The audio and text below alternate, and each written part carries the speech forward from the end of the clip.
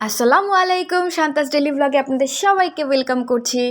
আজকে খুবই সিম্পল একটা ভ্লগ করছি আমার পুচুকে নিয়ে। আমি জানি ভিডিওটি খুবই সাধারণ হলেও একটি মায়ের কাছে কতটা স্পেশাল যে তার বাচ্চা আধো আধো পায়ে সারা ঘর হেঁটে বেড়াচ্ছে আর মাতিয়ে রাখছে সবাইকে। এখন সে তার নানা বাড়িতে আছে। দীর্ঘ অনেকটা সময় সে তার নানা বাড়িতেই বড় হয়েছে, খেলেছে, হেসেছে এবং দাঁড়াতে শিখেছে তার নানা বাড়িতেই। এজন্য এখানে তার অনেকটা স্মৃতি তৈরি হয়েছে। আসলে নানা বাড়ির আদর ভালোবাসা যারা পায় তারা জানে নানা নানির আদর কতটা মধুর, কতটা স্মৃতিময় এবং কতটা আবেগময়। যাই হোক, এবার আসে আসল কথায়। আসলে একটা বাচ্চার জন্ম হয় না, সাথে একটা মায়েরও জন্ম হয়। তেমনি আমারও জন্ম হয়েছিল ওর সাথে সাথে। মা হয়ে উঠেছি আস্তে আস্তে। সফল মা এখনও হতে পেরেছি কিনা জানি না, তবে খুব চেষ্টা করছি যাতে হচ্ছে আমার বাচ্চার কাছে আমি সফল একজন মা হিসেবে নিজেকে দাঁড় করাতে পারি।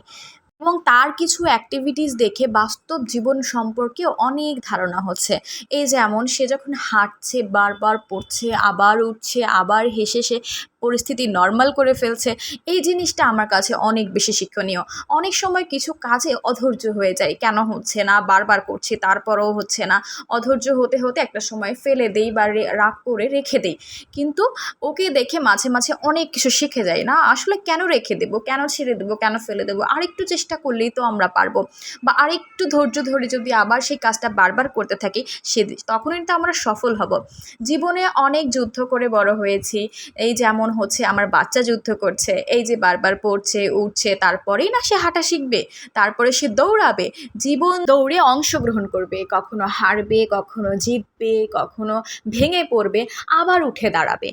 তো আমি সব সময় চেষ্টা করি যে আমার বাচ্চাকে আমি বাস্তব জীবনের সাথে পরিচিত করব। বাস্তব জীবনে কিভাবে টিকে থাকতে হয় সেগুলো তাকে আমি শেখাবো। তাহলেই না সফল মা হতে পারবো। আর এর থেকে বড় সার্থকতা জীবনে আর কি হতে পারে বলেন? যাই হোক, আমার বাচ্চার জন্য সবাই দোয়া করবেন এবং ভালো থাকবেন। আল্লাহ হাফেজ।